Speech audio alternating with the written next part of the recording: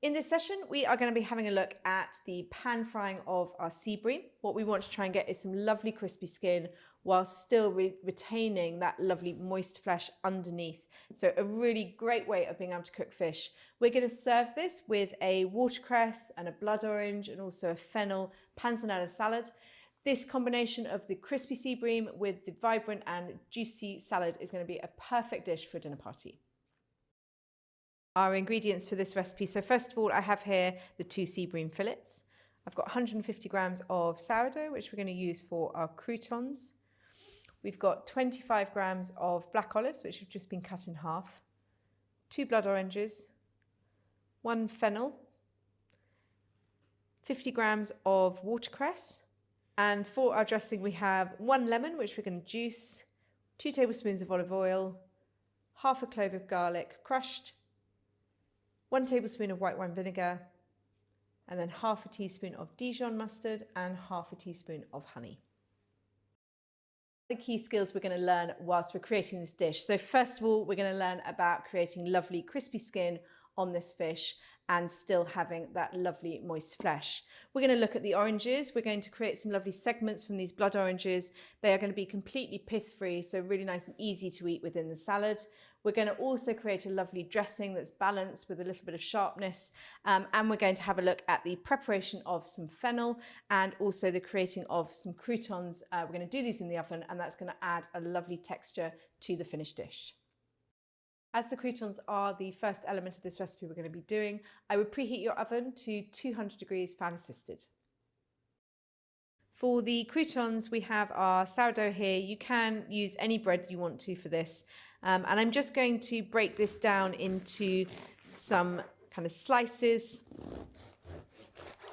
We want to just have a think about the kind of the ease in which we are going to be able to eat these croutons. So just making sure that they're not too large.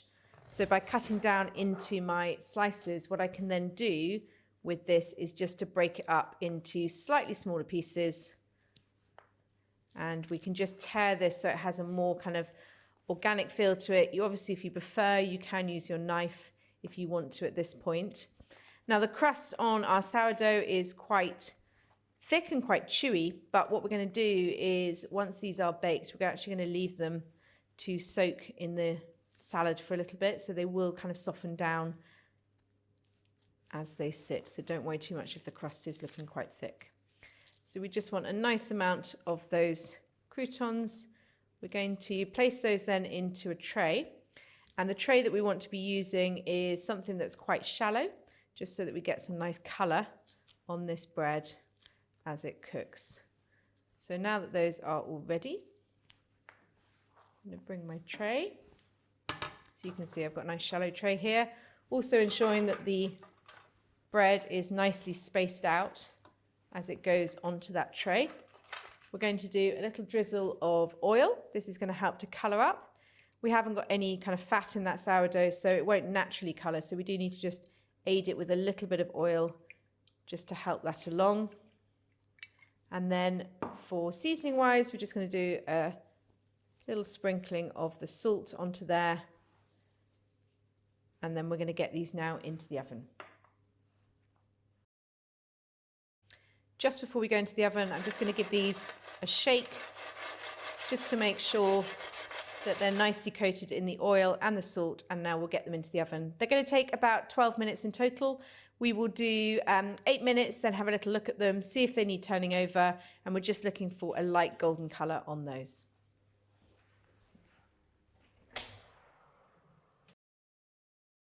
Our ingredients now for our dressing. We're going to place all of these into a nice large bowl because then everything can get added in. So we're going to put in our olive oil. We're going to put in our vinegar, our honey. That will just add a little bit of sweetness. We've got our garlic. Because this is raw, I'm just going to put in a bit to begin with, and then we can add some more if we need to. And then lastly, our Dijon mustard as well going into there. The Dijon mustard is going to be what's going to help this to kind of emulsify together. So we're just going to give those a little bit of a whisk together. You can see that emulsifies the oil and also the vinegar together as well. And we're going to now add in the zest of our oranges. So I've got here some blood oranges. You could, of course, just use an ordinary orange if you wanted to, but as these are in season, we're going to use the blood oranges. And we just want to remove that external part, not going too far down into the white pith, and just taking away that zest. And it's up to you really how much you want to do. Again, I would maybe put in the zest of one orange and then see if you want to add more. It's going to be quite personal kind of choice in how much you want into this.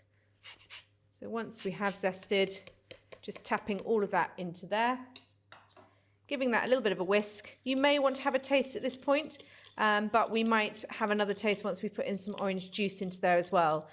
But before we do that, and in order to get the orange juice, we need to actually segment these oranges. So we're going to get a board out and we'll get that knife skill done now. The croutons have had about 8 minutes. You can see they're starting to get a really lovely colour. Just going to give those a shake and return those just for a couple more minutes, I think 2 minutes, and they'll be ready to come out.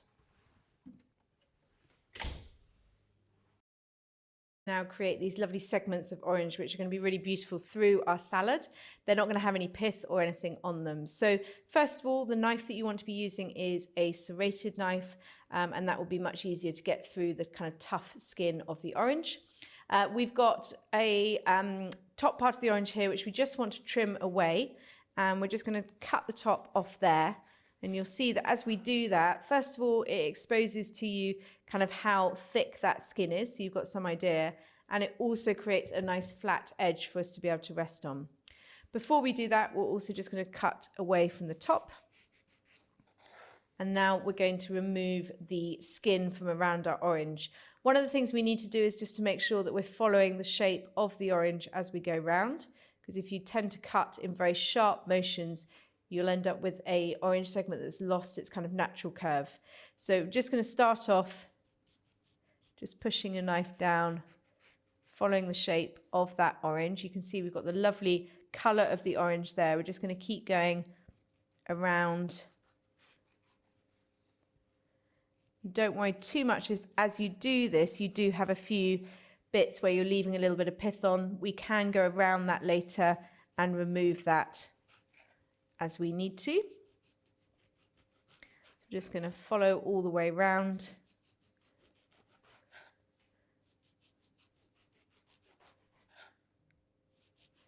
And then once we have removed all of that skin, sometimes the oranges will have really thick skin, so you might need to just go a little bit deeper on those. But what we now want to do is just to remove some of these excess bits of pith that we have in here.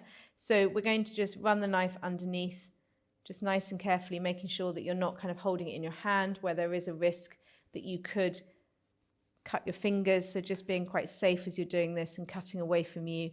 These serrated knives, although they look quite innocent, they're actually very, very sharp, so be careful with them. And then lastly, just to make sure we've got rid of every last bit. And what that now does is it exposes the segments. We can see the segments really nice and cleanly of where they're lying, and we can now get these segments out from the main kind of frame of the orange. So we're looking at removing these segments neatly now. My oranges are now prepared, and actually I've reached the 12-minute mark of my croutons coming out of the oven. So you can see that we've got really, really lovely crispy croutons here. They're going to add loads of texture, and we've got a nice golden colour. So I'm going to leave those to one side, and then we can have a look at the preparation of this fruit. So what we want to be doing is to remove the segment. You can see where the segment is kind of lying, either side of that membrane. So I'm just going to kind of observe where that membrane is. I'm going to cut a little bit to the left of it. Then I'm going to observe where the next membrane is and cut a little bit to the right. And that will then lift out our segment.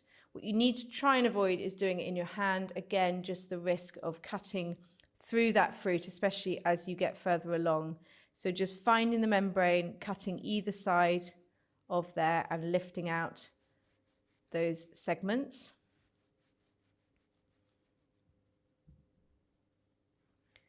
And just running your knife all the way around, Just with this one, it's quite shallow for this blood orange, so I just don't want to go too deep. You can just see just the core just there, so I'm just going to go a little bit less deep as I go in with my knife. We've got these beautiful blood orange segments that are going to look really good through the salad. They're going to contrast nicely with the fennel. And what we're starting to find is that there's a little bit of juice coming out of this orange. And what we actually want to do is we want to keep some of that juice because it's going to be lovely to run through our dressing. So I'm just going to get to the last segment just here.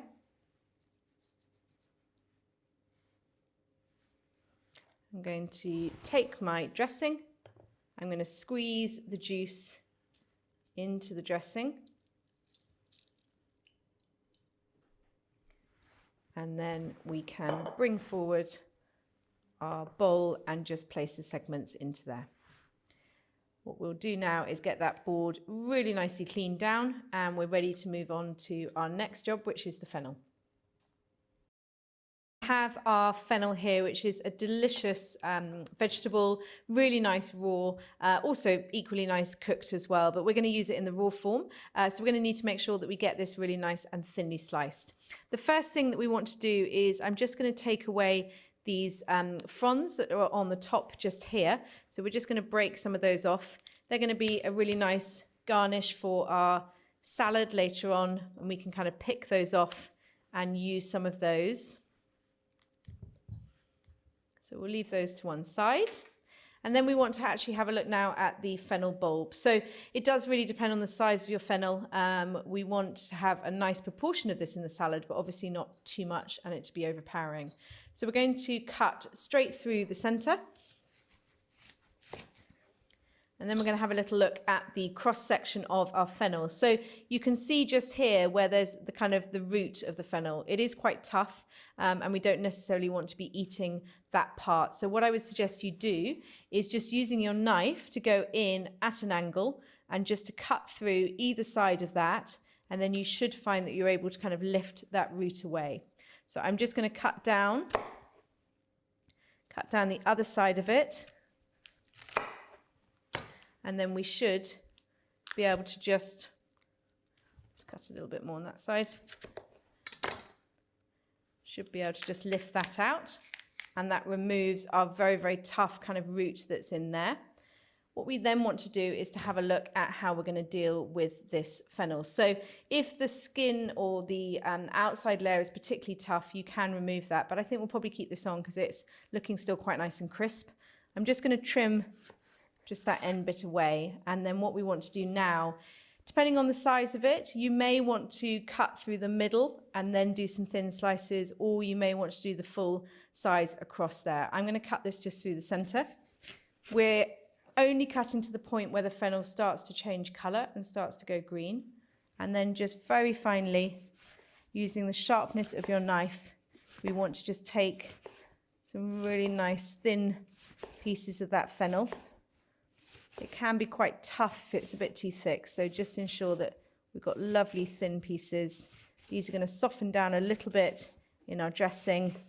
I can just see the colour changing now, so I'm going to stop at that point, discard that part, and then we're going to go with the next part, removing the root and then getting that also cut down.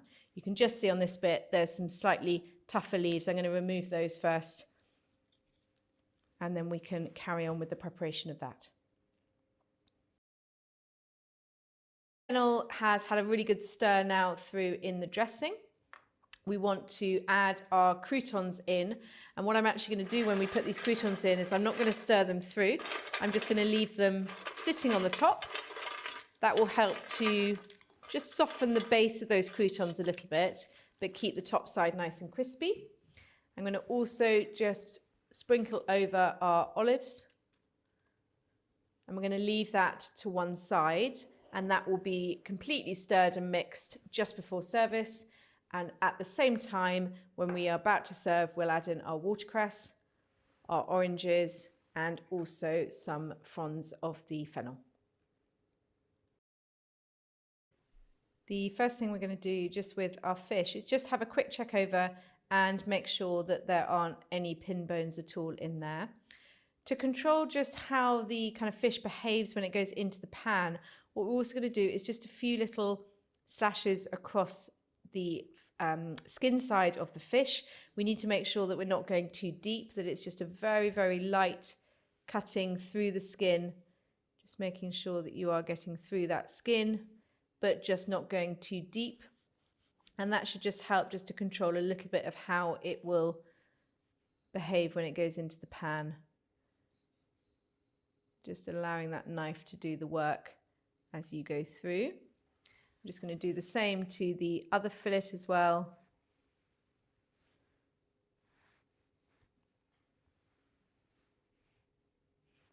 And then the next thing that we need to do before we cook these fillets is just to do some oil over the top. So we're just going to do a drizzle of oil.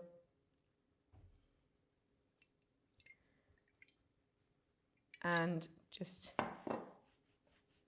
spread that over the skin. And then we're also going to do a little sprinkling of salt for seasoning, and that will also help to crispen up our skin.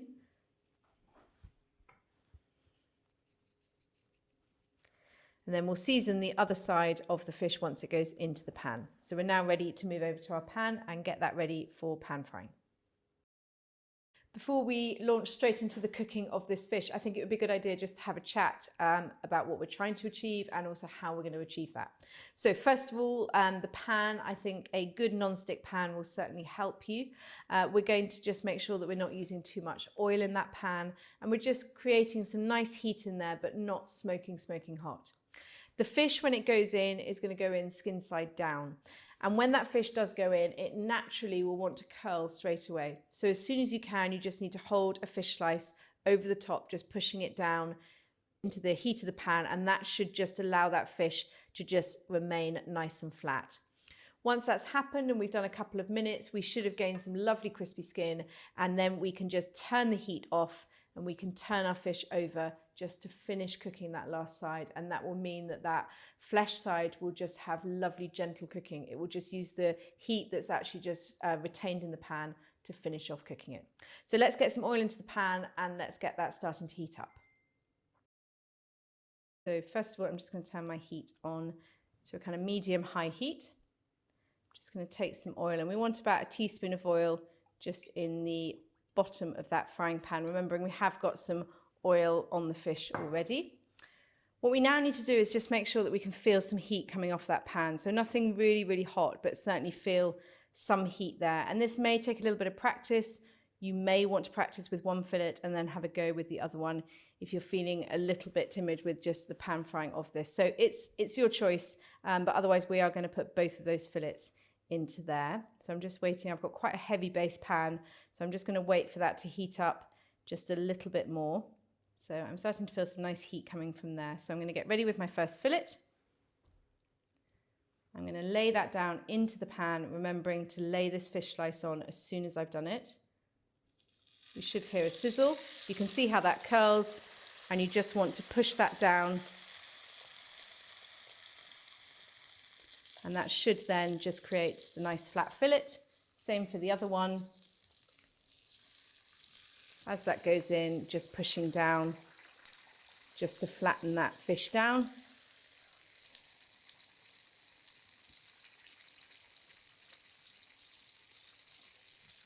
So we've got our two flat fillets in here. I'm going to just turn my heat up a little bit because it's just dropped obviously as that fish went in. And we're going to now cook this for about 2 minutes. If at any point you see a lot of smoke coming off the pan, then do obviously just turn that down.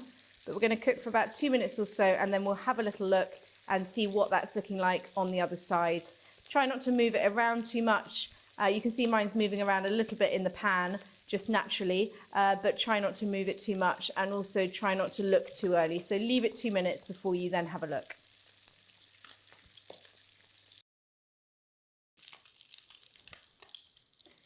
So we can see now that we're just starting to get a little bit of opaqueness around the sides here. So we can see that that fish is just starting to cook quite nicely as the heat kind of comes up through that fillet.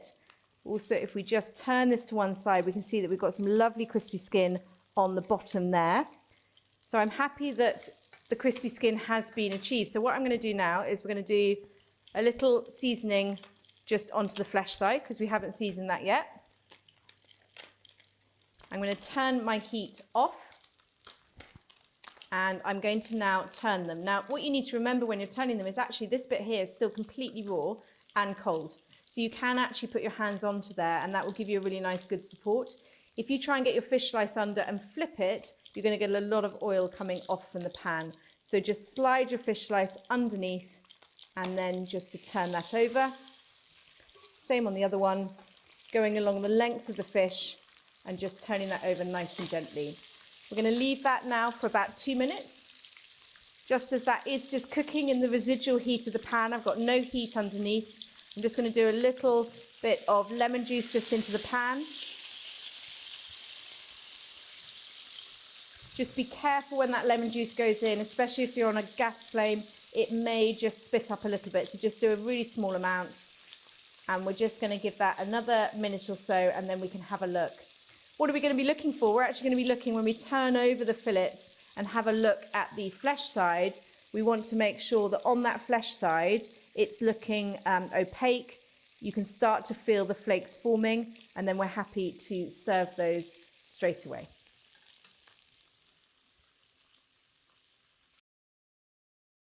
Fillets have now had a couple of minutes just in the pan, just using the residual heat. We're just going to have a little turnover of these and we can see that lovely opaque flesh and I can feel those flakes just starting to form. So what I'm going to do while I get my salad ready is I'm just going to lift these out of the hot pan because I don't want them to stay in there and end up overcooking as I'm bringing that salad together. So we'll just lift those off, making sure that they are bone side down and skin side up so that that skin's not going to go soggy. And then we will very quickly get our salad ready and start assembling onto our plates. The assembly of our salad. So first of all, we've got our fennel, the dressing and the croutons just in here. I'm just going to give this a really nice now mix through that dressing, just making sure that everything's mixed well. And if you wanted to, you could, of course, at this point, just have another little taste and make sure you're happy with the dressing. I'm going to add a few of my orange segments. I'm going to leave a few back so that I can just kind of layer the salad up quite nicely. And then we're going to add in some watercress. That just needs a very, very light coating in the dressing. We don't want to heavily coat it because it will wilt really quickly. We need to just look at the proportions of watercress to fennel to breadcrumbs, just making sure that that's all looking nicely distributed through there. Okay, so now we're ready to plate up. I've got some of my fronds just here and then also my fish as well. So we're going to do a portion of salad onto each plate. Just going to place some of that onto the plate, just creating a little bit of height as we go. Just going to add in just so that we can see those lovely oranges just coming out. Just going to get a little bit of the fennel now just to top this up with. And just making sure that as we put that salad down, we are keeping a nice little bit of a border around the outside of the plate. I can always just give that a little bit of a wipe in a moment. And then we're going to now take our piece of fish and we're just going to lay that on the top.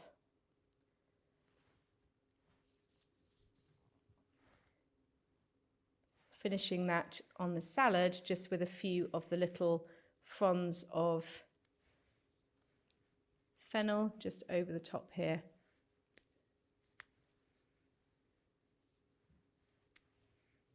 And then we'll get ready to plate the next one as well.